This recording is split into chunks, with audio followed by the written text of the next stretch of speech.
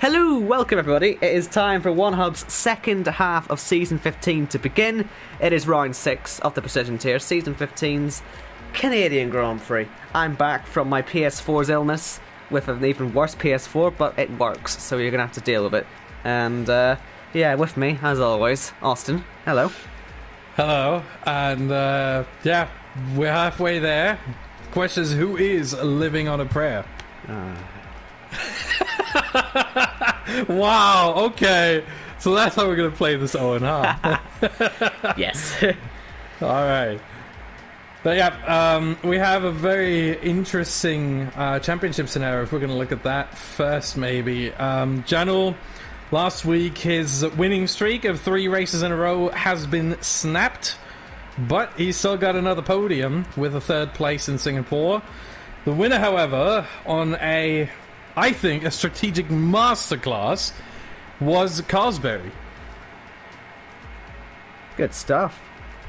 Obviously, I didn't see the race. I know that, in fact, all 3 races at Singapore were wet, because I did tell you this would happen. This is why my PS4 conveniently died.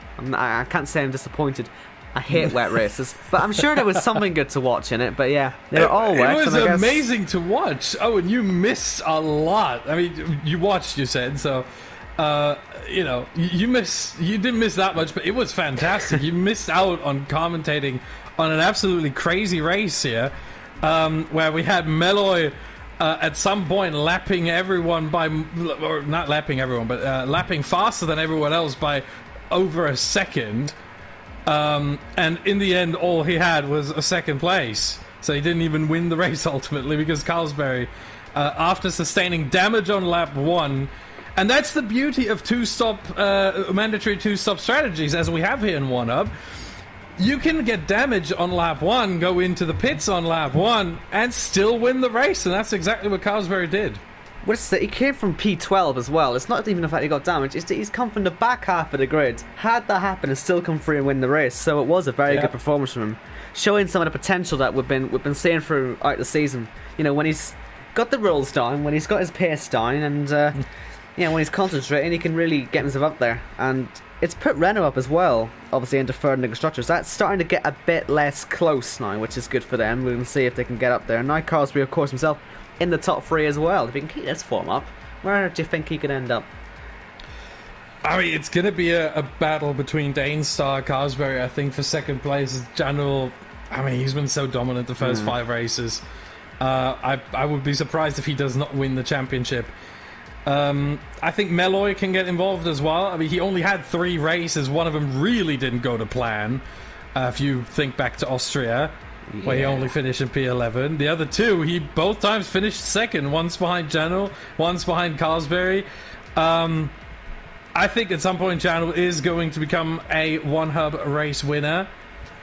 And, yeah, it's going to be this season. I don't think he's going to have to wait that much longer. But he might get involved in this battle for 2nd as well with Danestar and Carsberry. But Janul, he just seems so strong, so consistent. I mean, if you're, out of 5 races, if your worst result is a 4th place, you've done really, really well for yourself. He's making White Fountain look like just any other driver, isn't he? He is absolutely showing the field up, isn't he, so far this season? But he has got a bit of competition. I was saying before, we got a new driver in Khalifa replacing Sippy, and I know his TT times are actually quicker than Janul's. I know it's practically impossible for him to win the title from here, but he's come down a tier in the mid-season break, and he could possibly take points off Janul. That could, you never know. A crazy race like Canada tends to be. Faster drivers in there could jeopardise his title a little bit if people know how to take advantage. Well, it could happen, but I think this is a blessing in disguise for Janul. Because if you do have a guy who's not going to get involved in the championship fight, who takes maybe a win, then ultimately what that does is it decreases the gaps between everyone else in terms of points scored per race. So let's say Khalifa wins, Janul gets 2nd, Danestar gets 3rd. That's just 3 points. All of a sudden, no longer the 7 points that you usually get for a win over 2nd place. Now he's second at his 3 points. So the gap has just come down massively. And I think that helps Janel. If there's a driver winning the race who's not involved in this fight, Janel can have, for his standards, bad race and still not lose too many points, because second place will only get 18. And even if he comes 5th, that's just 8 points lost, which usually would be 15. Yeah, well, I guess the good news with Jan is he's still very much going for it. I think he said in his interview earlier on that his intention is just to keep the lead and keep winning. And so I guess he's not really being fazed by any of the newcomers, but certainly I would keep an eye out for the likes of Khalifa and others. And as I can see, Scorpion's getting ready. We should be going in a minute. Only 18 drivers, by the looks of it. Yeah, let's see who's missing. Missing a racing Oh yeah, point. we did have a driver change. We did have a driver swap, Yes. to be exact. Meloy, in case you're wondering why he's in the Mercedes this time around, yes, that is totally planned. That is totally correct. He was in the McLaren for the first 3 races. However, he's been called up by Mercedes, picked up by the Mercedes AMG Petronas team in favor of TB, who has been moved down to McLaren. Yeah, I mean, that's fair enough. I mean, in terms of the championship, actually, that's... I don't want to say a sideways swap. I know they're so close right there, but it could give actually Mercedes just that push they need to go up. I think they've been quite clever by getting a driver on the up like that. I don't know how McLaren would feel, but I mean, they've let him go. Could be their loss, that.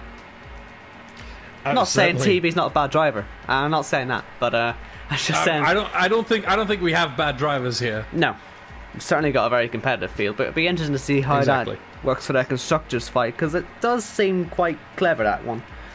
Yeah, Mercedes needed someone to help them after only scoring 26 points in the first 5 races, and 23 of them coming courtesy of Ivan, with the other 3 obviously thanks to TB.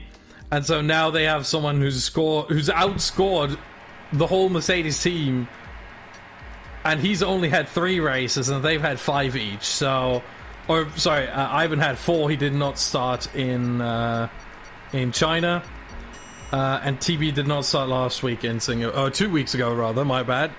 Last race in Singapore. But regardless, it's still less races, and so it's still very impressive. And it'll be interesting to see how he gets on. But yeah, as you can see, we're getting ready for qualifying here. And as I was saying to Austin before this started, we've got all the 2-stop this season. It tends to make races more sort of difficult to call. But this is actually the one track in the calendar where the 2-stop has always been the better strategy. And so this could actually make it a bit more streamlined for a strategy. Or it could get people thinking, alright, how can I further optimise this and catch people off guard? Yeah, it allows you to mix it up a little bit. It depends a little bit on tyre wear, let's say personal tyre wear, because obviously... That changes it a bit. Wow, yeah, a bit is pretty good. That changes it a lot. For the wet size. It means the drivers are going to start, if it is not raining in the race, the drivers are going to start on fresh tires, so that's that. But that is full wet, where that is heavy rain. That's not just a little bit of a shower coming down. No. This is, I mean, it's not monsoon. It's not what we had last week, Owen, if you remember. Yeah. Very vividly, right? Very vividly, yes. No, this is still heavy rain, and we have our first drivers coming out of the pit lane. One thing that needs to be mentioned is we were talking about strategy, and yes, it has gone a little bit out of the window, but what might help here, especially regarding a decision of when do I come in? Do I come in if there's a safety car?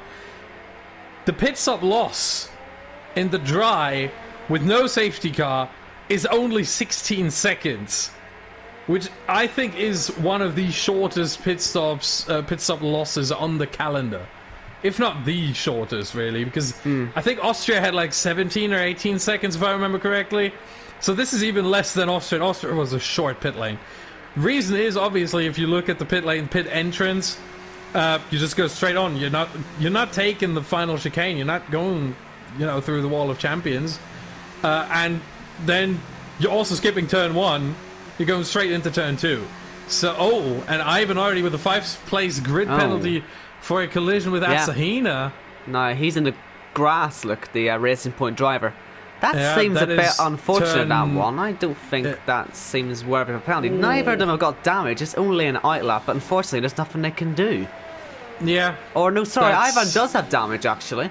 So it looks like he's even come off worse and he's got the penalty, which is a bit unfair, I guess. But we didn't see the incident, so can't really judge it off that. To be fair, generally, if there's an incident on the outlap, someone has done something massively wrong. And Asahina's around again. Yeah, not good. That is turn 8 and 9 now. It's the middle of the second sector. And he's trying to get this underway. And one thing I think that needs to be mentioned is that Asahina, as he hits the wall now, Asahina is, I think, one of 2 drivers. Yeah, quali bans. He has a quali ban, but he's still allowed to go out on track. As he spins again. What is going on? What I was trying to say is he's one of 2 drivers who have recently dumped any sort of assist. And I think this might be what we're seeing here, that Asahina is really struggling with no traction control, no assists, nothing. That car in the full wet conditions, really, really tricky to control. He is allowed to go out, as I said before, even though he has a qualifying ban. Just so his setup is logged in and he's in Parc Ferme. However, he's not allowed to set a lap time. Same, by the way, goes for Chris in the Ferrari and P7. Both drivers have a qualifying ban for, amazingly, incidents with each other and different incidents. So apparently there was an incident in lap 3 last race where Asahina got his qualifying ban, and then there was an incident in lap 15 and 16 where Chris got his qualifying ban, and they had both of those crashes or accidents with each other. I've never seen that before. I've never heard of that before. That 2 drivers tangle up twice at different parts of the race and both get a qualifying ban for the next race because of it. Yeah, that is quite extraordinary. You never see that happen, as we see the quali ban come into effect there for Cloudy in the pit service tower, having changed that username yet again. Yeah, but Asahina is easy to say. Yeah, I'm still going to call him Cloudy. That's alright. But, you know, what I was going to say about these guys who've got qualifying bans, this is the best possible scenario for them. Say we've got a dry race. Yes, they start at the back, but they can log on a full dry setup. Some of us might just do some compromises for qualifying. And so this really could find it working out pretty well for them. I think Chris had already said he was targeting a pretty good position anyway. He was hoping for top 8, starting at the back. And this will help that, out a little bit. Especially now, he'll be starting 17th, not 18th, because he is going to retire 2nd. Yeah. Asahina will start from last. If Lukey doesn't put it into the wall or anything, if he does actually log a time, then Asahina will start from 18th. But I'm not so sure the drivers are going to compromise their setup, because you have to remember where the points are scored. You do not get a single point for pole position. You do not get a single point for qualifying inside the top 10. You do not get a single point for anything you do in qualifying. So the points are scored in the race, and on a track where you can overtake as easily as you can around here, where you have the hairpin at turn 10, where you have the Wall of Champions chicane turn 13 and 14, where you can overtake into turn 1, hell, where you can overtake into turn 8. You have so many opportunities around here. You have 3 DRS zones.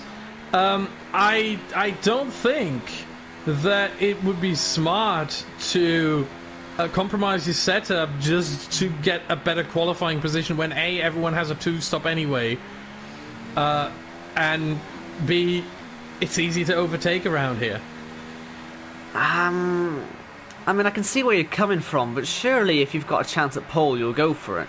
You want to be in the top 5 in the grid. If you're a championship contender, you're going to want to keep all that up, and everyone's going to be thinking, right, these are the people I want to beat, let's just make sure I get a good call, because you don't want to be at the back. I'm sure it's easier to overtake here, but when you get into large DRS trains, that suddenly doesn't sound too easy anymore. I know a lot of people in the interviews were also saying about the DRS trains being a factor here, but what if it rains in the race as well? We don't know that, of course, but that is true. Yeah, I'd imagine there might be a little bit of tinkering on the setup. Not much. I'd agree, maybe not much, but it wouldn't do a full overhaul. But surely they have to try something. See, the one thing I'm thinking is, we think back to last race, we think back to Singapore, and where did the guy who who won the race, Carlsberg, where did he start again? He started. That was P12. 12, yes. Yeah. And he went on to win the race on a track where overtaking is notoriously difficult in Singapore. It's one of the hardest tracks to overtake on, apart from maybe Monaco. And he managed to do that. So, how easy could it be here in Canada? I mean, I reckon, really, honestly, if it's a dry race, it'll be harder. Singapore's one of those tracks where there's so much things that can happen out of your own control, which will either benefit you or not benefit you. But the only thing that can really go wrong here is you hit the wall of champions or something. It's so much less likely you'll make a big mistake here. I'm not trying to devalue the winner or anything, but I'm just sort of giving my perspective on why maybe it won't be a great idea starting 12th today compared to last time out. I mean, I get that, but at the same time, again, yeah, the DRS trains are a factor to think about, but I don't see it. Like, I think it is, from experience, I think it is harder to lose the guys behind you. So if you are in the lead and you're trying to get away from other drivers, it is hard around here because you have the 3 DRS zones spread out quite significantly. You have one on the back straight between turns 7 and 8, and then you have obviously 2 on effectively the 2-part main straight before and after the last chicane, and it's really hard. But at the same time, you have to think, with so many good overtaking opportunities, there's got to be a way. If you are slightly faster, it's much easier to overtake around here, even without DRS, without, you know, without any advantage apart from slipstream. Yeah, well, I guess we'll sort of see what these guys decide to do when we actually get to the race. Currently, we've got plenty of qualifying laps going on. A lot of people doing multiple laps on the same tyre. You see that quite a lot in wet sessions because you're often not going to hit your peak on the first lap. But yeah, this is certainly going to mix the field up a little bit. I know what we're saying about everyone's starting position and all that, but yeah. I think a lot of people were trying to get predictions, or at least people were asking for predictions for quality positions. A lot of people didn't seem too happy to actually give that. Most weren't giving exact numbers. Like people like Jana were saying, "Oh, I want to get good results." Just say you want to win. You're going to win. We know he's going to win. Cam as well just says, do well. Oh, that's brilliant. Thanks for that. Luke actually gave numbers. Fair, Luke gave numbers. He's where he wants to be. He wanted P8. He's in P6. He wanted P6 in the race. He might get that. But we'll see. Most people really don't want to tell people what they want.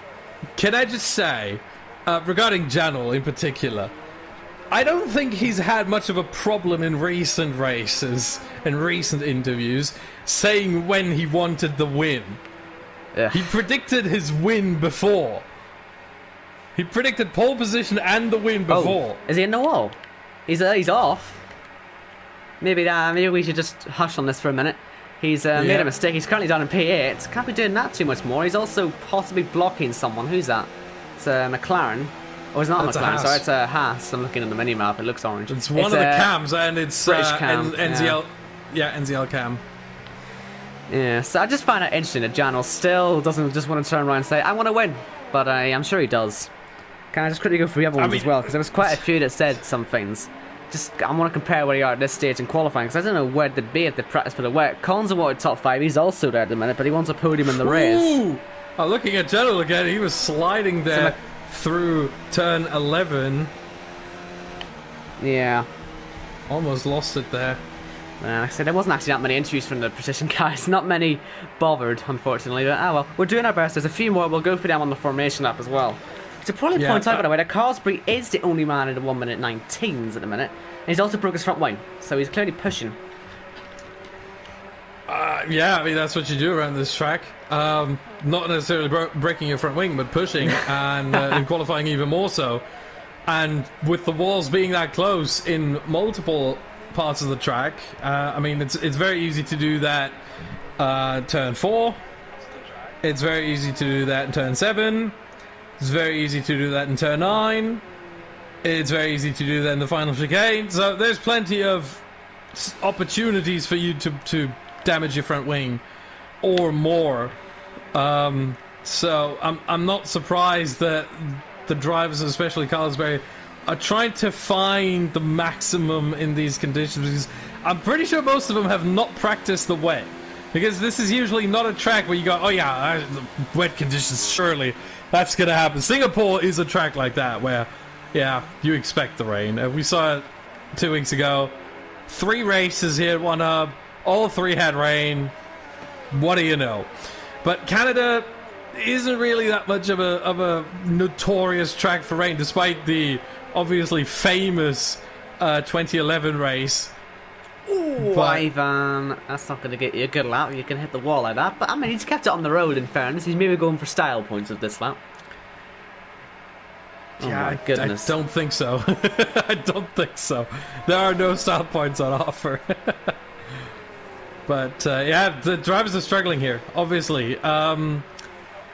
It's a road course, you have to remember that, or a street circuit rather. Road course is obviously English, American English, British English. It does pain me a little bit, but it's a street circuit after all. It doesn't feel like one.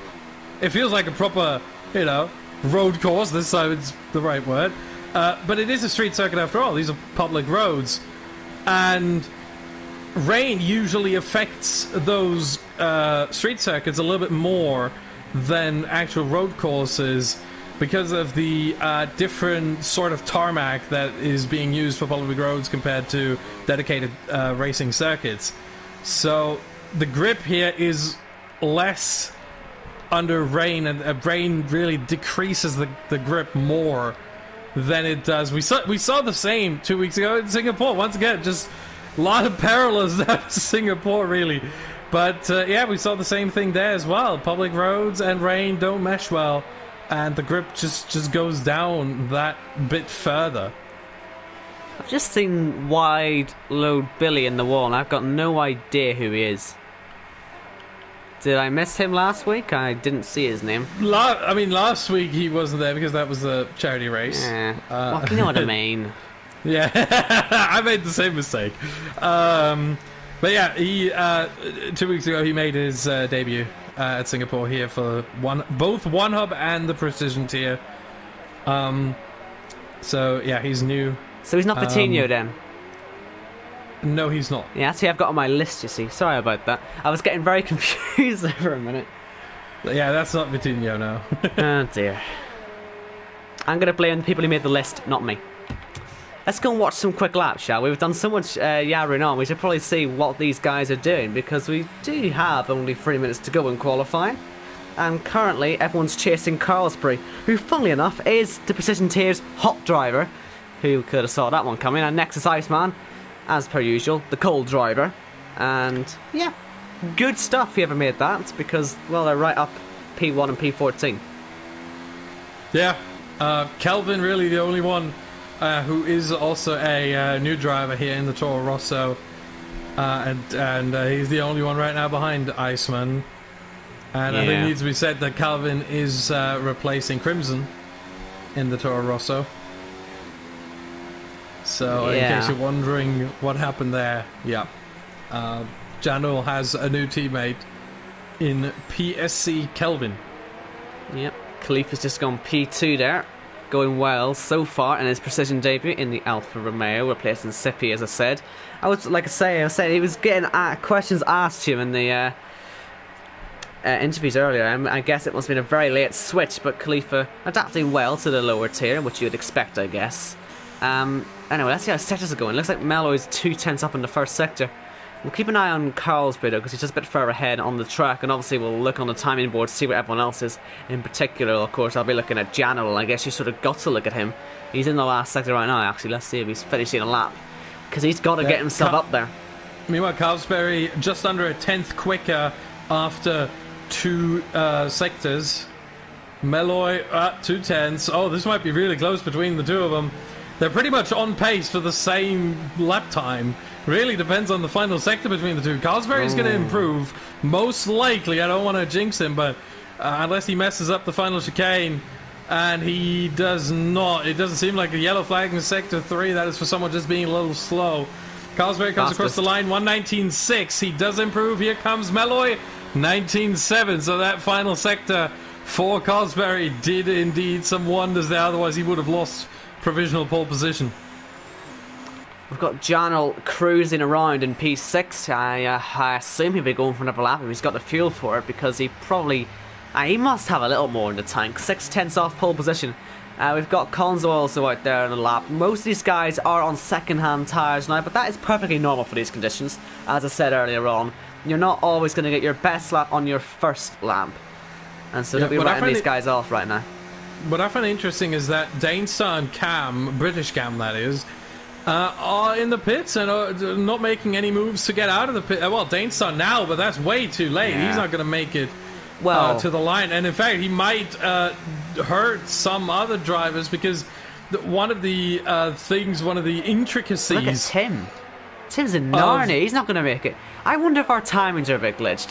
This seems weird that people are this calm and collected at this time. Tim is on a flying lap for me. He's not on an out lap, but he invalidated his lap, so... What's he up to? But yeah, Dainstar, he's on an out lap. I saw him come out of the pit lane. And there you go. And yeah, one of the intricacies is now that the session has ended as Meloy does go quickest. So he takes provisional pole. Carlsberry not able to improve. Khalifa goes into the pits. Yeah, what I was about to say, one of the intricacies is once the timer hits 0 and you're still on an out lap, the AI takes control over your car. So at that point, you're not driving this anymore, and the AI drives slowly on track. So Dainstar thankfully now going into the... Oh no, not going into the pits. Interesting. But thankfully no one around him really. There is, I think, a Ferrari behind him. That is Lukey. He's coming through the final chicane towards the line. How much can he improve? That is 2 positions and just under half a second improvement for Lukey. Up to P7 he goes. Right, so we've still got Konzo and Janel, but Jan had a big slide in the middle sector, so he's not going to be going pole at the moment. But what about Konzo? Haven't been looking at his splits, but he's been pushing. Around that last corner he goes. Like I say, there's a couple more out there, but we'll keep a track of it. Konzo does not improve. Janel obviously retires. Scorpion's had to get his way. Oh, now I wonder Scorpion might have something to say about that. He only improved a little bit, but that could well have cost a position there. Seeing Janel in the wall like that. I believe that's Janel. Yes, it is indeed Janel in the wall of champions. Is that an omen for this season's final result, I wonder? It could very well be. Maybe, honestly, I wouldn't put it past Janel to deliberately put it into the wall of champions just to say, hey, I made it into the wall of champions, therefore I'm a champion. Well, he better hope he hasn't, because that might get him in a bit of trouble, that. Cause that is true. I don't know. That's not what I meant. I take that back now. I'm sorry. Right then. But we should look at the grid, shouldn't we, before we... I just noticed the timer, so we've got to hurry up with this one. Meloy on pole then. Didn't see the full lap, but it was a good one. 19.5. Only a solid 12 seconds slower than we thought it would be, but it's wet, so what can you expect? Crosby second, Khalifa third, Dainstar 4th, Konzo 5th, Janel 6th, Lukey 7th, Cam 8th, Cam 9th, and TV 10th, all on the wets, and so they won't start on those unless something major happens. Then Tim, Scorpion, Iceman, Ivan, Kelvin, Chris, Wideload, Billy, and Cloudy, with the 5th place penalty for Ivan putting him right to the back of this race. Of course, as always, sponsored by Next Level Racing. We love them. Support them, please. It's nice and dry as well. So, yeah. I just wondered, we were going to mention this, I guess. What tyres are you going to start on now? Because we know it's a pretty simple 2-stop. We all know these guys know this track for 2 stops better than any other. What are they going to start on, do you think? I think it's a pretty simple one. If you're inside the top 10, you go on the softs. If you're outside the top 10, you go on the mediums. The hard tyre around here is just so much slower than the other two, and you don't gain that much in terms of like tyre lifespan either. Especially for a 2-stop, mandatory 2-stop, there's really no point that anyone should be using the hards. Even if you somehow have front wing damage on lap 1, 2 stints of the mediums, that's it. That's all you need really around here. Do you not think anyone would fancy doing medium to soft to soft? It's a nice strategy. I like it. I've used it a few times in league racing. Two stints of the softs can be tricky. It's more than possible, I think. I've done it myself. It is quite quick. It is. But the tires might fall off a little bit, but they work. Exactly. I'm not saying it's impossible. I'm saying it's tricky, Owen. There's a difference there. I know. But not there. But we could see that, but I think most drivers are going to be on 2 stints of mediums. Yeah, because the medium, quite a lot of medium out there. Yeah, the important thing is, it needs to be said about the mediums, they're only half a second slower than the softs if both of them are fresh. And they last 7 laps longer. So, usually, you should make it around here with the mediums almost as quickly. With DRS help, you should remain in the DRS zone of the guy in front, even if the guy in front is on the softs. And it's just the race tire around here. So let's see what everyone has decided to start on. I guess all eyes might well be on Khalifa, because top 2 they're on mediums, but Khalifa, 3rd place on the grid, is on the softs. We'll see what he does in the early stages then. 4th, 5th and 6th, Dane Star, Conzo, Jano, all on mediums. Then the 3 behind, Lukey, Cam and Cam on softs. Then we got another set of 3. We've got 3 mediums for TB, Tim and Scorpion. Then the softs for Iceman. Mediums again for Kelvin, Chris and Wide Load Billy. And then the last set of softs in the grid for Cloudy, and the last set of mediums for Ivan. Of course, right behind the guy that he hit off at the start of qualifying. Yeah. Let's hope they don't tangle up again at the start of the race. Let's hope they all make it through turns 1 and 2 nicely and cleanly. Me. That's not the way to do a formation lap, lads. Let's not get all bunched up at the hairpin. They better not do that if there's any safety cars. Could end in a bit of trouble, that, but luckily they've all got away with it. But yeah, we should probably have a quick look, by the way. Last time we were racing here, we saw... Unfortunately, I was looking forward to seeing these two here again. We had Jory and Patino were on the podium here last season. They were 2nd and 3rd, with obviously White Fountain winning, because who else would have won? But they're not going to be here. I'm very upset by this. I was looking forward to seeing their pace. Vitinha has left the league. He will most likely return for season 16, but he has left the Precision tier in the league for now and for this season. And King Jory just isn't here tonight. He is still in the Racing Point, just not tonight. Wasn't able to make it, unfortunately.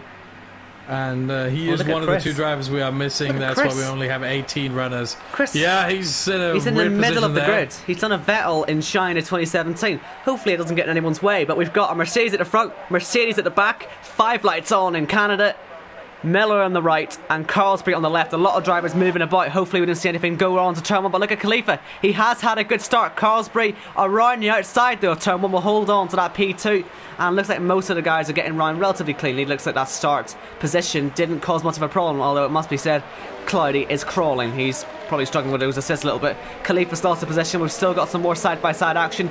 I wonder if drivers that can't see each other. In fact, there's a bit of ghosting going on in there.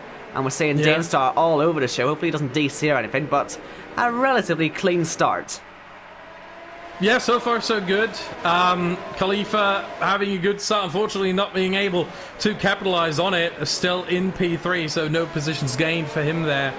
But he seems very, very dangerous there. However, he is falling off a little bit off the top 2.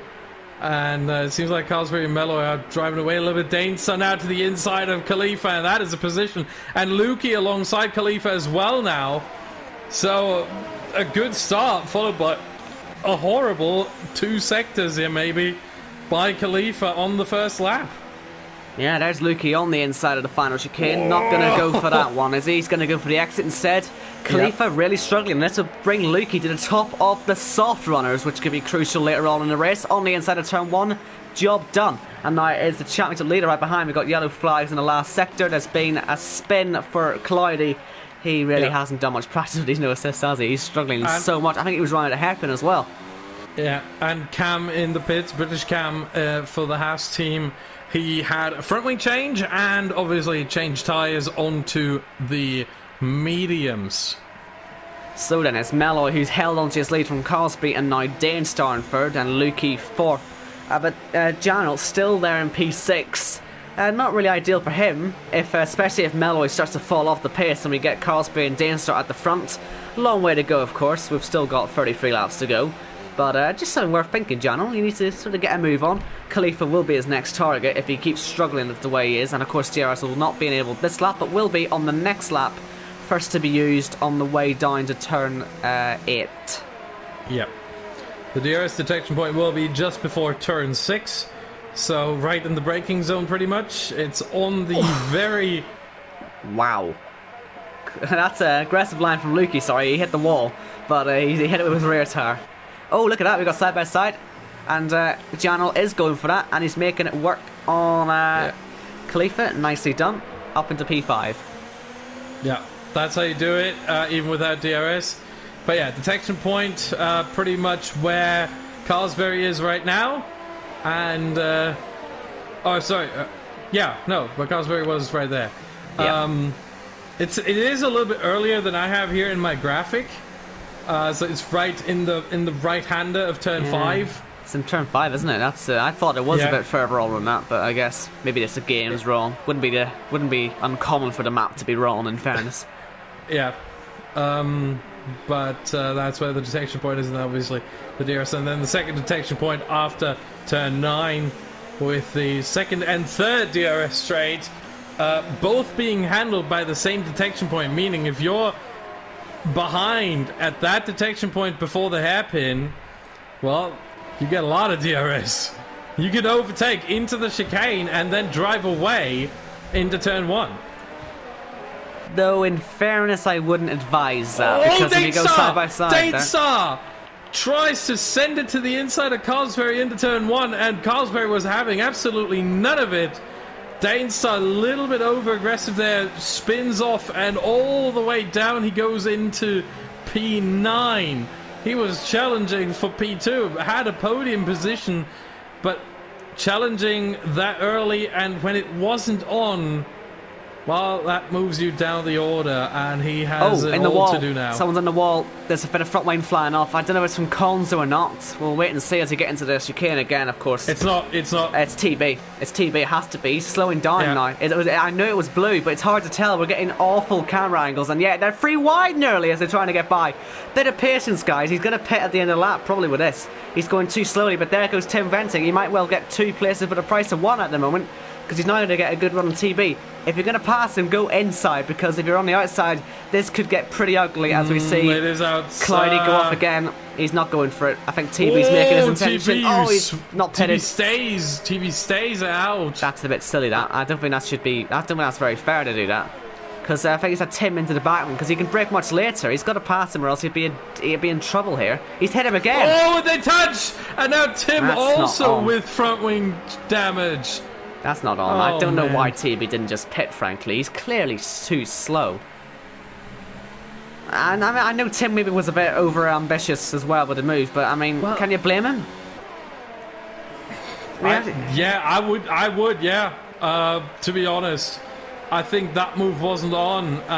Yes, TB has some front wing damage, but it's not much. It's really just the end plate. The rest of the wing is still there. Oh, I don't think he's that slow. Like TB's losing some time to the top 5, but he's still racing. He's still at race speed, and you still gotta find the way around another car cleanly.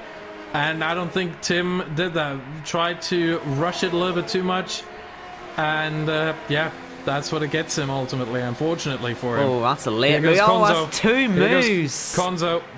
Can't be making 2 moves. Beautifully done. Yeah, even when you're alongside them, I don't think TB should be making a second move there. Luckily, Danestar wasn't too close, but now Danestar's going for the move on the inside of turn 1. And look at that, TB's trying to run outside of Conzo, who covers that one off.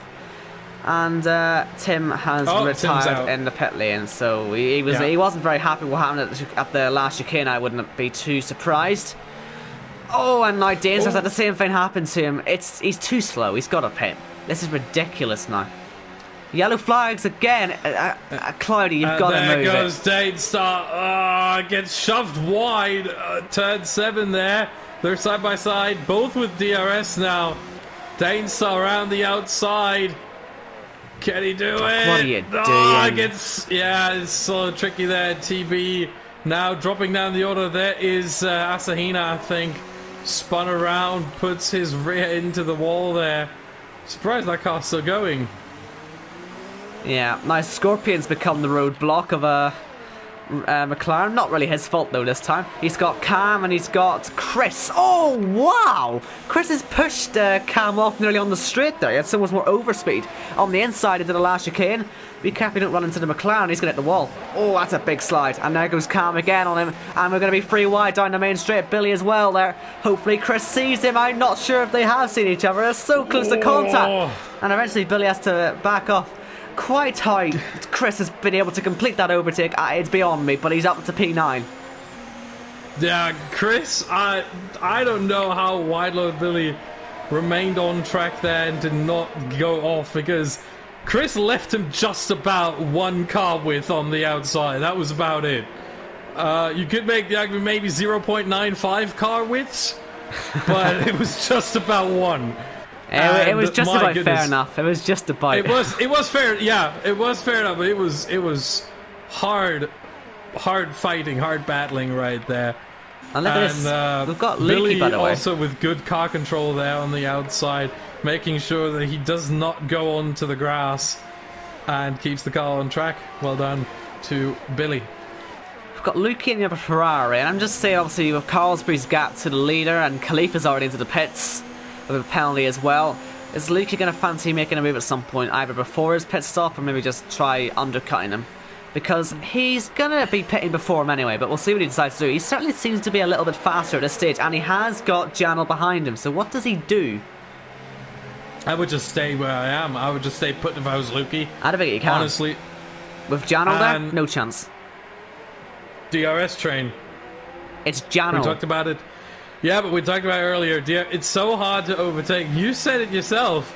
It's so hard to overtake in a DRS train when you're the third guy, and the guy in front of you has DRS, as do you, and the guy in front of you has Slipstream, as do you. It's so hard to get past. If I was Lukey, I'd just try to stay within, because you see the softs are now degrading very quickly. The softs can take around 10 to 12 laps max. If I was Lukey, honestly, I'd probably go into the pits at the end of this very lap right here. Yeah, he's already fallen behind. He's weaving as well. Just don't weave too much. Will he pit? Yes, yep. He will. Yellow flags. Someone's gone off. It's Cloudy again. He's really not liking these no assists, is he? Yeah. Lapped for a second or third time this race now. He's been backwards a few times. I mean, you'll get to grips with it, but maybe not best to try it in a league race. Yeah, meanwhile, Lukey back out on his way to the track. Onto the mediums he goes. That is his first pit stop done. He falls down the order to P14. However, we have to wait when he comes out here. Khalifa's that will be P13. Yeah, that was pretty good undercut then there for Khalifa. Undercut, yep. Well done. Khalifa now effectively up into a net. Well, second to third. Right now it would be a second still, but depending on the performance of Carlsbury and especially Janul, that could very well change. Well, you got to remember he's got a 5-second penalty which he has to take in his second pit stop. That could degrade him a little bit. But yes. Certainly right now he's going purple in the first sector, so he's got to make the most of what he's got right now, which is track position. Before he reaches this train, now he's already reached it. Yeah, that lasted long. That's how quickly that goes. I mean, the lap record, the real-life Formula 1 lap record around here in the race is a 1:13.078 set by Bottas last year. It's a very quick lap. I mean, 1 minute 10, 1 minute 15 is around the usual TB. lap time. He's moving under braking. He's making me nervous. I don't like watching this. And look at Dainstar and Konzo banging wheels as they fight away for P4. I think TB blocked Billy there. He's been doing in the it too much. Zone. He's moved under braking into the last chicane there. I mean, he's driving really super aggressively, but he's crossing the line a little bit at this point. He'll be in the wall soon if he's not careful. And now, is that Dainstar and Konzo, or is that Cloudy? I guess it's Cloudy again. Yeah, I think so too. But yeah, I think for TB this might be about trying to redeem himself. after being demoted from Mercedes down to McLaren. He's just trying to show everyone. Oh, Khalifa, that's a move, isn't it? What a great job that was into turn 7 and turn 8. As Luki gets by as well, he'll be thanking that one a lot. He's pretty much been shoved out of the way there, Ivan. But it was a good move, so I don't care. It's nice. Yeah. I'm going to go on board with Billy here. Meanwhile, you can go watch Jano. Yeah, he's going to try in towards turn 1 maybe, but he's just not close enough. But he certainly seems to be preparing something. He's got more pace as Conzo pits. Yeah, and that's early. And, TB in the pits now. Yeah, Khalifa's just got by Billy as well. So good stuff from him. That was an opportunistic move from Khalifa because... wow. Billy just let him by. Oh, I see. I thought it was an opportunistic move, but when he let by Luki, I realized, he let by Khalifa as well. He just took it deliberately a little bit slower because he knows that's not his fight. That's not his battle. Those cars are on different strategies, and they're effectively a pit stop ahead, and Luki just got himself a 3-second time penalty. So we've got Konzo then possibly beginning the undercut on, well, only Dainstar really, isn't it? Too far away from anyone else. Will this kick off pit stop server on? Will they be waiting for a safety car? The thing is, they'll all be seeing that yellow flag pop out every 5 seconds with Cloudy, so I hope none of them get tricked by it. But will anybody in that top 4 pit? You'd imagine Dainstar probably will, but will any of the top 3 pit? That's probably the better question. I think it's a little bit early for medium runners. I'm surprised that Konzo did go in. I'm not surprised that TB did go in, because obviously the front wing damage. Oh, look at this. But here comes Scorpion on the inside of Chris. That's a good move in the last chicane. If he can hold it on the exit, he'll have DRS as well, up to P5. Yeah, fantastic move there.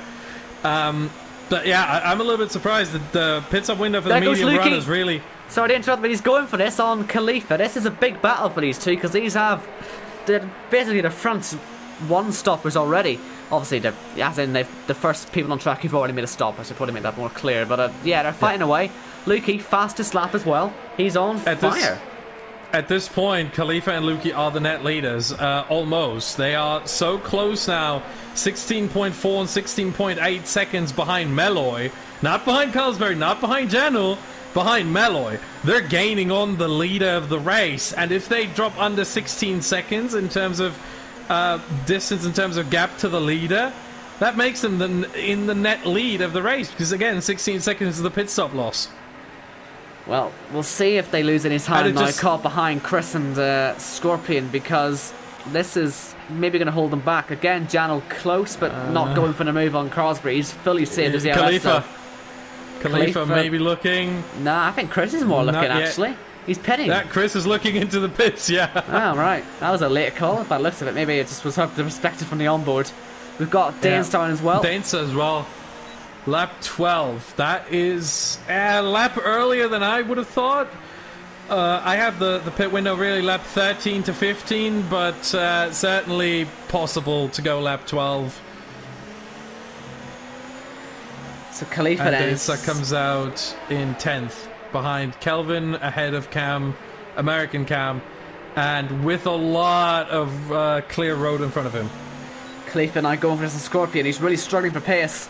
Luki as well, just lurking in the background, waiting for his opportunity to come up. He'll be hoping it comes up very soon. He doesn't want to lose any time. He's already jinking over to the left-hand side, thinking of a move, but there's no way through. Possibly even a dive into the hairpin if he's desperate. He's going to go for it on the inside. And that should be job done. I don't see any reason why Scorpion would really bother to fight this one. He has nothing to gain. No, I think he's not fighting this. I think he just wants the outside line here, so he could go straight on into the pits. Khalifa's got a big X. Here goes Luki. Khalifa's going to DC. Yeah, hold on, they hit each other. They're all hitting each other. Yeah. Khalifa's DC'd. What's happening with him there? He's all over the road. I'm not seeing everyone else. I've seen he's not DC'd anymore, but he certainly had the big X over his name. And luckily no one got any damage with the concept there. But Scorpion hit the back of Luki, and that's what I was saying. I think Scorpion was trying to hold the outside so he gets a straight run into the pit lane. And unfortunately for him, Luki overtook him, and then Scorpion did not react in time to avoid Luki, hit him in the rear, and thankfully no damage for Scorpion. as he comes out in P13 right behind Nexus Iceman. That's unfortunate. Do we know if Carlsberg had to change his front wing when he was in the pits? Because he's just under 8 seconds behind Lukey. I mean, they are now very much still going to lead the race, but really that much of an undercut? As Meloy comes to the pits, because if it is that much of an undercut, then I guess Meloy might find himself behind Carlsberg in a second. Jano is continuing. No. There must have been a front wing change for Carlsberg, yeah. And both of them, by the way, when they pitted, they went onto the softs. Here comes short middle stint for both of them then. Nah, it could just be 2 10-lap stints on the softs. Or that's not if you want to risk that, go ahead. But usually I would say it's pretty easy. But it's not the most advantageous strategy either, is it? I would disagree, actually. I think it is the best strategy out here. I've done league races where it's worked brilliantly, trust me.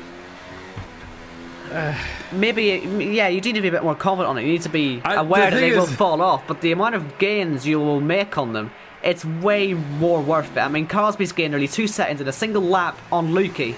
It's quick enough when it needs to be. And when it falls off, it won't fall off too much. Again, looking at the tyre data... Ignore the data. I'm the one who's done races with it. I'm the one who knows what they do. Owen, I'm never going to ignore the data. Don't even suggest that. I'm the data. No, you're not. I'm the one who knows what these tyres do. That's all I'm saying. No. If you look at the data, the difference between the soft and the mediums... Here's some data. Here comes Meloy on the inside, and that was extremely easy on those tyres. He even missed the apex of that last chicane and still was able to get out.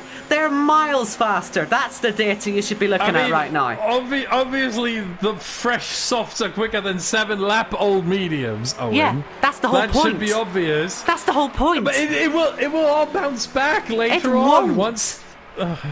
I've raced with them. It don't. They just pull away further and further and further away. And Jano, by the way, also jumped Carlsberg. Just thought I'd mention that. Like that. Virtual safety car. By the way. Yeah. Is there anyone who should pit now? British Cam. If he's not close. He's in turn 3, turn 4 right now. He's not going to get there in time.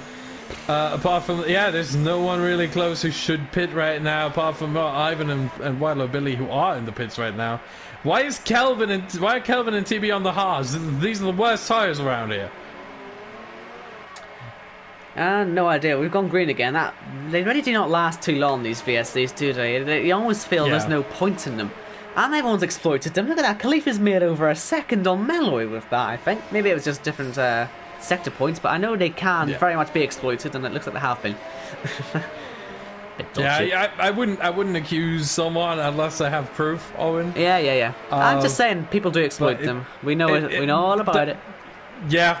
We know there is an exploit, and obviously we hope the drivers do not do that. I mean, can I ask a technically question? there are no rules against it. Can I just ask quickly? I call it a weird time to point this out. I know we mentioned it when it happened, but Tim Vensing, he retired in the pit lane, didn't he? He didn't crash out. As far as I'm aware, if you do that, that's a qualifying ban. I'm pretty sure I saw that in the stewards briefing. That might be called to question. I can ask after the race, but I'm pretty sure that's what that said. So maybe keep an eye on a qualify for him next race if he has done that. Anyway, sorry. Just I recalled saying that. I would try and find it, but then I wouldn't see the overtake for the leaded race, which is going to happen with the guy that's 2 seconds a lap quicker than the guy ahead on the better tyres. Again, that's your data that you should be looking at. Ignore numbers. Have a look at that. You cannot tell me to ignore numbers, Owen. I'm never going to do that. Well, then you're just wrong then, aren't you? Meloy into the lead. And now we can watch Janel and Carlsberg, see how quickly they can catch up to these two now. Because they've got to catch up and pull away, because they want to pit and have good gaps. They don't want to be under pressure much of the race. And just to set the record straight regarding the qualifying ban and retiring in the pit lane, that's not what the qualifying ban is for. Okay, good. In the stewards briefing, what they said was if you did get or if you would have gotten a penalty for an incident, but you did not finish the race, that's a qualifying ban. All right. Because they can't penalise you for the race you didn't finish, because it doesn't matter anyway. Well, Tim did have an incident. Into the wall goes Mello. That front wing's flown off on the right-hand side. That'll be in the pits again if he's not able to keep this under control. He was pushing too hard. Yeah. But I'm just back to Tim. He did have that incident with TB. I thought I'd bring that up as well. Listen, I mean an incident that you get a penalty for. We don't know whether he will get a penalty for that. If so, we will report to you, the viewers, that Tim will have a qualifying ban next week. If he does get a penalty for that, we will let you know by next week. But obviously, we are not going to get ahead of any stewards' decisions because we are not the stewards. Yeah, sorry, I just thought I'd put that out there because I know I'd read it. I'd read wrong, but I'd read it. We brought it up and now we fully understand it. But yeah, what's Mello going to do now? Because this wasn't according to his plan. He's binned it. And now he's under pressure again. He's going to have Janel. Could Janel actually win this thing from 6th on the grid? It didn't seem likely. He's just been so quiet the whole time. But he's up ahead of Carlsby now. He's up ahead of Lukey, and he can see the race lead up ahead of him now, not too far away. Yeah, it's a tricky one for Mello at this point. He's going to lose about 8 seconds from pit stop anyway. So I would put him down behind Carlsberry and just ahead of Dane. So what I would do in his case, probably cut that soft stint a little bit short, go for another medium stint, go into the pits as soon as the mediums allow you to, which is pretty soon, I would say. Maybe lap 20, 21, around that. Maybe at the end of this or next lap. And cut that stint right now short. Just go on to another set of mediums to the end. And that way you cut your losses, really. Well, he could do that, or he could just chase them and get within DRS and try and fight, because if Khalifa is going to catch, he might go for a move, and since it's a damaged car he's fighting, he might lose a bit more time. And Janel could take advantage of that. He's got the pace, he's got the gap behind, and he's got tyres that have got plenty more laps in them. I don't know why he pits so early. I know mediums will be fine, but at this point... Yeah. Again, to cut your losses, to run the final 15 laps with an intact virtual safety wing. car. Well, this could be where you're... Mello in the pit. If I was him, I'd go in the pits right now. If I was Khalifa, I'd follow him. If I was Khalifa, I'd follow him. Yeah. Both of Janel as well. I would just go in right now onto the mediums. Final stint. Here we go. So that's TB, by the way. That's TB in the wall of champions on the left-hand side. Oh, no, sorry, the right-hand side. The map is fine. They're in. The top 5 should all go in. Danestar should stay out because Danestar has started on the mediums, is on a second set of mediums, so he doesn't gain anything. There's a car, there's a McLaren in that was TB. Yep, TB. Remember, Khalifa's got his 5-second time penalty. He's taking it now. Yep. This could just bring Lukey into play right now. Or is he going to jump him? No, Lukey jumps him. Janel's into the net lead here as we go green again. And look at Chris. Carlsberry stayed out. Well, he's going to go for sauce at the end, isn't he? I think so, yeah. He's got no other choice, has he? At this point, he's got to push. He's got at this clear point, track. He didn't come in. At this point, he's going for another set of softs. Yes.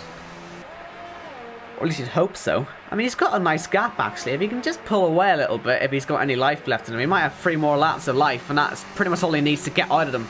So we'll see if he can do that. 3.5, really. Yeah. So to the end of this lap, and then another 3. Yeah. So in other words, he should be fine, but we'll see. But yeah, certainly Janel's the one who's gained most of that one, because he's got 2 cars as well between himself and Lukey. Lukey, who finds himself net second. He's got a penalty, I believe, but I mean, still, we can get more penalties around him. Certainly in that top 6 where he wants to be at the end of the race. So that's good. That's good for him. Collins, though, also in the top 5, which is where he wants to be. Although he will have to pit again, I think. So might be subject to change that. Yeah, and I have to say for Lukey, he's been struggling so much this season after being the runner-up in the Precision tier last season. He's been struggling so much here, and maybe finally his first podium of the season. It took him 6 races, but if he can bring this home, I'm pretty sure he would be very happy about that. So Cloudy's the one struggling out of the chicanes then. He's always been in it in turn 7 and exit of turn 7. And yeah, well, at least he'll do less laps, if that's any compromise to. But yeah, really struggling at this point, he will not be classified as he has not. Well, that's he's a good 4 point. laps down. Yeah, he's 4 laps 90% down. rule. I mean, he's not going to set a fast lap or anything, really, is he? He's not going to get the points unless we have a catastrophe at the end of the race. So, and even then, again, he wouldn't be classified unless he somehow unlaps himself from Carlsberry, which seems rather unlikely at this point. Yeah. So, yeah. Although, in fairness, he will actually unlap himself because Carlsberry might well pit before him. But then again, Clyde will pit as well. Oh, here goes Khalifa on Lukey into the chicane. It wasn't meant to happen. Well, Melo's going to get him. Khalifa had to take the emergency exit there, the runoff area, and now lost so much speed from that Meloy says, "Thank you very much, I'll take the position off of you." And Asahina's around once again. And these guys are now starting to catch up to Chris and to Konzo. Janel will be absolutely loving this. He'll be seeing that on his minimap and absolutely... Well, he won't be rubbing his hands because he'll crash, but he'll be excited. Because this is going to get pretty messy in a moment. Very messy, actually. Forget pretty messy. This is going to be a mess. This could be good for Carlsberg. He'll be seeing this happening and be hoping and praying that Chris engages Italy mode again. Oh, please no. Because it'll be for the win in a slightly different sense. We've gone over this. Let's hope not. This is 5-car train then. On the way also, through. I don't think Chris is going to engage Italy mode just yet because right now the guy behind him is his teammate, Lukey. Yeah, well, that's sort of what he did Italy mode on. Remember? Well, let Lukey by and then block everyone behind. Yeah, true. Well, in fact, forget that. He's going to go for the move on Konzo running outside into turn 1, and that's a better way of getting around it. That's a very nice move, isn't it? And there goes Lukey as well. Good exit. Has the inside, but maybe not that good an exit. It looked good, but then he lost it on the second phase of that exit. And he's sliding a bit through the corner. Wants to look out for Meloy, who'll be, again, very eager to get by. Make up some of that lost ground. Of course, he was our leader. And then he hit the wall. And now he's got DRS on Lukey, who had another big slide. But then, as we keep saying, this DRS train, you're screwed unless you're pretty much the second guy in that train. Oh, Meloy hit the back of Lukey slightly. No damage, but certainly a tricky one there. As we have Asahina, I think, Meloy's spun going on for the it. exit of the hairpin. Inside. Yeah, there we go. And Meloy, does he get the position? Who gets the better exit of the two? Mercedes versus Ferrari. It's the Mercedes with a bit of slipstream from Konzo. And the better exit. Oh, this is really close. This is incredibly close. Lukey gets second air, if you will. Konzo weaving a little bit. They are... Oh, no, only Konzo going into the pits. Thank goodness Lukey. Chris ghosted there. And Mello gets the position. Oh, Mercedes off of Ivan. Oh, be careful of Billy there. He's just missed him. But yeah, Lukey another penalty there. That's 2 penalties for him now. He's having a good run, but he can't keep doing that, especially having lost that place to Meloy. Yeah, speaking of Meloy now, all over Chris. I mean, that's about as close as you can get. I mean, he's sniffing the exhaust fumes right now of Chris. They've lost about 3 to 4 seconds already to Janel. This is good news, I guess, for Carlsberg and Danestar. Speaking of Carlsberg, I would expect to see him in this lap, as I guess with Jude as well. I mean, there's no reason for him to stay out anymore, is there? Yeah, exactly. Carlsberg should be on his way into the pits. And Danestar most likely as well, maybe taking another lap. Taking those mediums a little bit longer because he can, but... Stays out. Wow. Danestar as well, staying out. Here comes Meloy to the inside. Chris leaves that open, and that's an easy overtake, but as easy as can be. Lukey as well. Chris getting out of the way. However, Chris going into the pits anyway. That's why he didn't fight that too much. And Lukey did well there. Leaving the outside to his teammate, not weaving in front of him or anything like that, to leave him the pit entry and not hurt his teammate too much. So I would assume, as pretty much almost always those two in a party together talking to each other, letting each other know what they're doing, and so they don't hurt each other. So Mike Khalifa has been cleared of that 5-second time penalty. You can sort of get a move on now and try and get by Lukey. Again, maybe he doesn't need to, but he'll want to have a chance on Meloy. But surely Carsbury has to pit this lap now. Everyone's escaped the train. It's not really that much of a troublesome train anymore. I know there's a bit of fighting still going on there, but surely Carsbury, he might end up in this train. So he's got to pit, or else he'll fall back. At this point, he would already be 1.6 seconds behind the train, and he does come in. Yeah, yellow's in sector 2. There's been an accident for British Cam. Danestar also car, in. Danestar also in. Yep. So Janul will assume the lead at lap 26. There he goes. And Meloy now in second, with Khalifa in third, Lukey in fourth. And again, I think Carsbury is going to rejoin behind those three. About a second and a half behind. It looks like more right now, but remember the pit exit is a little bit different here. And, well, it is still 2.5 seconds, so that pit stop really didn't go that well. And Danestar another 6 seconds behind, or 5 seconds behind Carsbury. Well, just because Carsbury a bit of clean air to get his tyres into the right temperature window to actually enter this train. Maybe not the worst place to come out, actually, because he will catch it probably by the end of the lap. At this pace. Give him another lap, maybe. I would say probably by mid-lap 28. Not right now, not already at the end of this second. one. It's already caught nearly a second in, like, a few corners. Yeah, but come on, give him a little bit more time. He'll be fighting these guys on the next lap, or at least be there. He'll be fighting them on the next lap. But you said at the end of this one, he'll have caught them, and then he'll be in towards their DRS on the next lap. Yeah, that's what I mean when I say that. Anyway, yes. Yeah, Carsbury is probably the quickest man on track right now. Somebody hit the wall there. You got to be careful. Don't do a Meloy. There's no point having a silly accident because, well, right now that's costing Meloy this race win. That's lost him 5 seconds. That, and well, look where he is at the moment. I mean, he might be able to catch. We'll see what penalties Janel has as well. I don't think he's got any, though, mind you. None. Nope. He's on his last warning now. Yeah, Meloy has got a penalty, actually. Khalifa did serve his 5 seconds, has no others. Lukey has 6 seconds and 2 warnings. Carsbury's got 3 penalties. Nine seconds, yeah. Danestar, 2 warnings. Konzo, 6 seconds.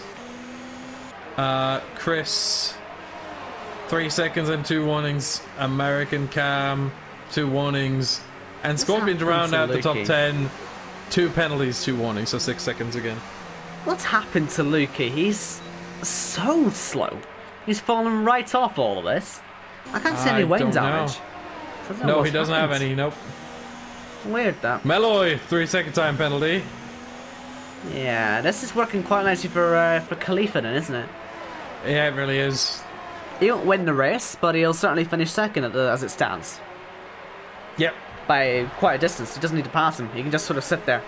I mean, he can even let Carsby go and make 9 seconds. Or as well, make 8 seconds. Make 8.999 seconds. Yeah, make it very, very precise, Owen. He could also let Lukey go and let him make 5.999 seconds. Yes. Oh my, Owen. I'm not wrong. Yeah, that wasn't my contention there, really. Well then, we've got Carsbury. Is he in DRS yet? Because obviously he's 9/10 now, but was he there in the detection point? Yes, he was. Wow. I did not think he was, but yeah, I can tell. He got. Wow. Do you just realise my onboard camera for the blimmin' Renault's broken? Sorry, let me fix that. Oh no. Is that better? But yeah, here comes Carsbury. I think he's still a little bit too far away from Khalifa, but should be in a position to take the position. Maybe at the next CRS, so we have another yellow flag. That is, I think, for Asahina again. No. Seems actually to be going quickly. Signs me when I say it like that. You know what I mean. I think. Yeah. But Carsbury's still too far away. So Khalifa doing really well through these corners here in the first and second sector to at least keep the gap up enough, or You know what I'm thinking? I'm thinking that Carlsberg is not using much of his ERS because he wants to get the overtake done right here. No, he's still not using ERS. What is Carlsberg doing? Accepting he's not going to pass him. I don't know. But he could pass him on track. He could, yes, but he's also got loads of penalties and doesn't need to. It's a weird one. Yeah, but that. you want to, obviously you want, if you have loads of penalties, you still want to put as much time as possible between yourself and everyone else. So I don't understand why he's just accepting, I don't want to say defeat, but accepting his fate and just chilling there with 87% battery. Maybe he's preparing to do a fastest lap. Has he got it yet? He might already have it. No, he doesn't have it. He doesn't. Oh, no, he does in the top 10, I think. Oh, yeah. Yeah, you're right. Outside the top 10, it's British Cam, but inside the top 10, it is Carlsberg. But maybe he wants to improve on that? Could be, yeah. Melo's got yet another penalty. What's he? Oh, Khalifa! Yeah, whoa! Well, the fact that he did not put that in the wall.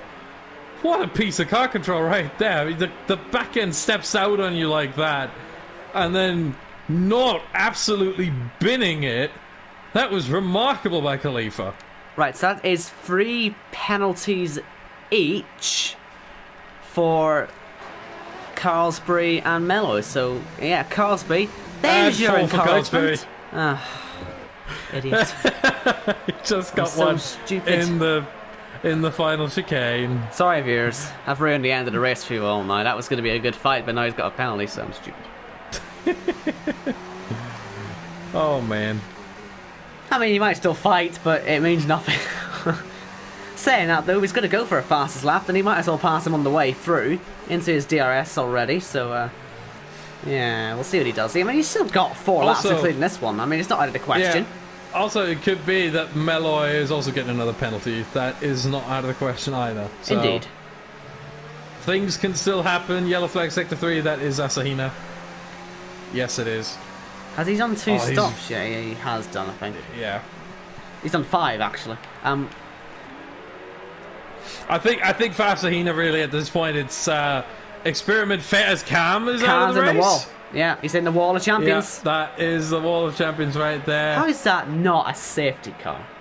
And how is... And Asahina put it in the wall as how well. Have we got a safety virtual car for that? That should be a full safety car, man. He's in the wall. Yeah, and I'm surprised Asahina put it in the wall as well. Yeah. Right next to the pit lane, and he is not out.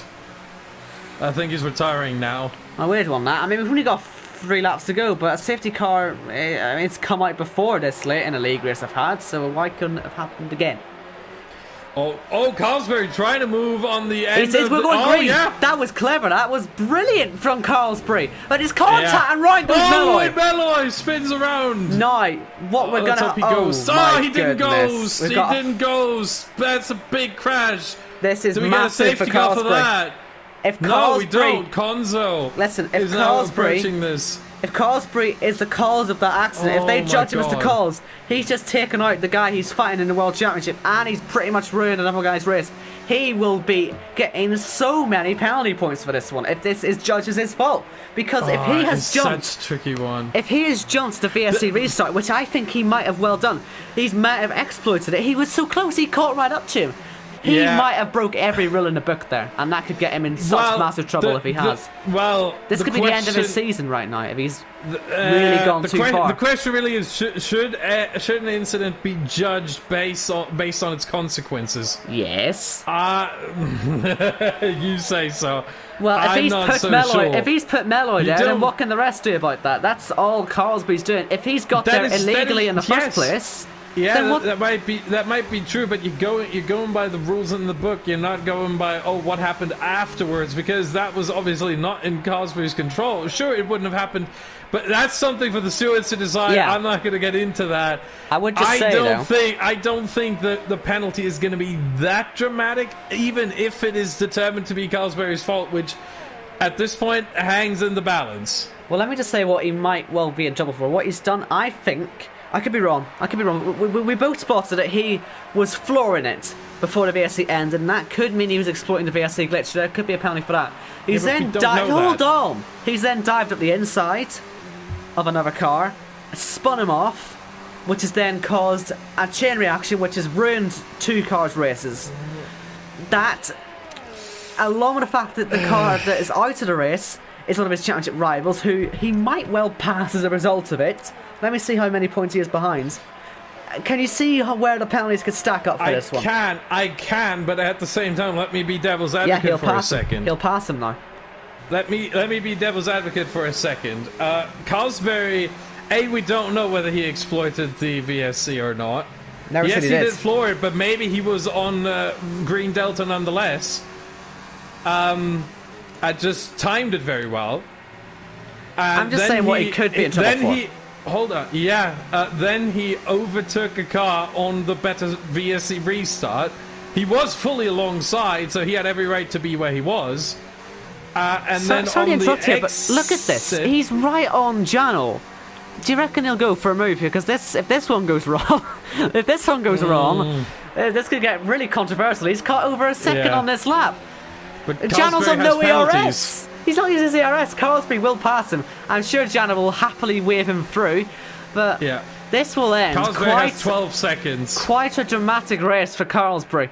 And, well, we'll see what happens afterwards. But Carlsby, for the second race in a row, will be first, but he's not going to keep it. Jano, to the line, returns to the top step of the podium by just under 12 seconds, and it is a very controversial end of the race for Carlsbury, who's now third.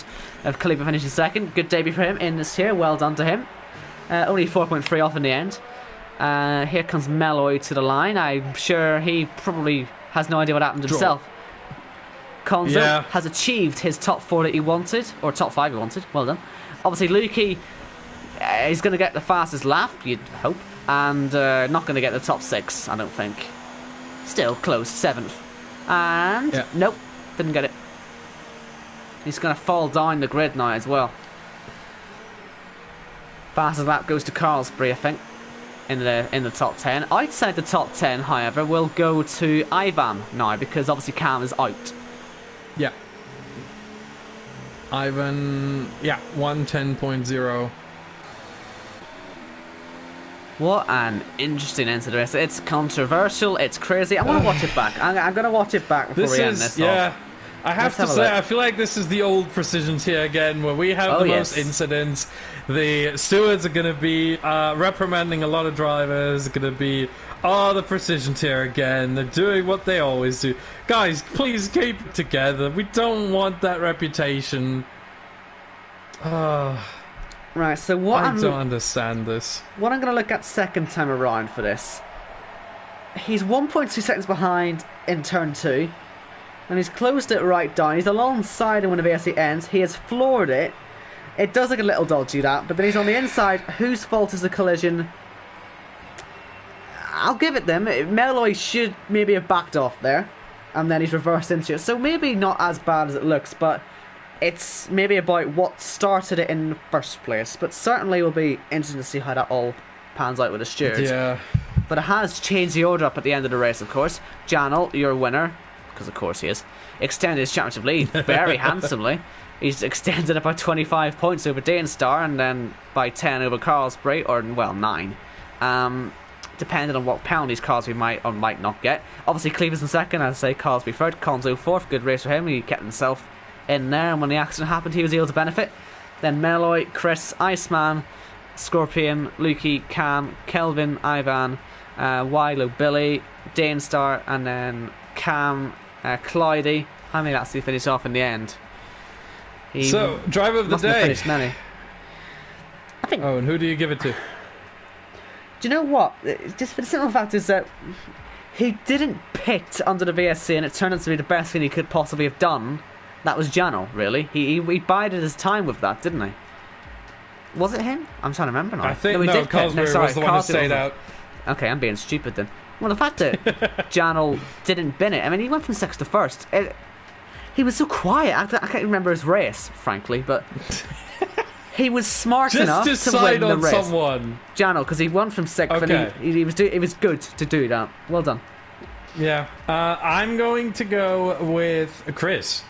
Had a qualifying ban, started from P15, ends up equaling his second best result of the season with a 6th place. He got the top hit he wanted. And he wasn't the Italy Chris this time around, even though he was in a similar situation, but this time around he was very clean, he was very calm and collected on track, was not defending overly harsh. He had some great battles as well. If you think about the 3 wide with White Lord Billy, and I forgot who the other one was on this. Was it Khalifa on the other end? Left hand of Chris? I think it was. But yeah, I'm gonna nominate Chris for that, and as you said, you're gonna nominate Jano. So, Austin, would you like to mention our sponsor before you get into trouble with Jess again? Yes. Thanks very much to our sponsor, Next Level Racing. They have a whole lot of stuff for the sim racer. For more information, go to nextlevelracing.com or follow them on Twitter, X at NextLVL Racing is where you can find them. And of course, Jono, looking to win one of their race stands for being the champion this season. Another pretty crucial step in that today. We'll be looking at the permutations this time in 2 weeks. He might well already have the championship wrapped up by then. He's on that type of run, and with things going wrong around him, he's loving life right now. And absolutely having a great time. With Dainstar having that late DNF, no points for him. With Cosberry maybe potentially having a penalty on its way towards him. Currently, I mean, Jano already increased the gap to Cosberry by 10 points, and to Dainstar by 25. If Cosberry does get a penalty, which it is an if, but it is certainly a possibility. If he does get a penalty, that gap is going to increase further. So right now it's sitting already at 49 points between Jano and Cosberry. So he's almost 2 race wins ahead, and we only have 4 races left. So we will be back next week then. Hopefully we will anyway. And I should have no issues. It'll be a familiar pace for both of us. Germany. Yes. Slightly shorter race, thank goodness, than last week. Last week. And unfortunately, this time I do not control the weather. Actually, very fortunate. Hopefully it'll be dry this time. We get an actual race. It was fun. It wasn't for me. I know I finished third. I know I won an F1 game for it. Thanks for that, by the way. I've won the F1 game. Nick, I know he won it originally, but he can't buy himself the game. It doesn't work. Anyway, thanks for that. We'll be back anyway. We've been told off before for rambling. Support us, subscribe, like. Yeah, and make sure to watch the Pinnacle tier with Alex Lilliard as your commentator right now. Yeah, that's our cue to go. Cheers for watching, everybody. Be sensible, be safe. I would say safe travels, but frankly, don't travel. Because our country's stupid and people are actually travelling everywhere. You will die. Stay home, play F1. See you next week, everyone.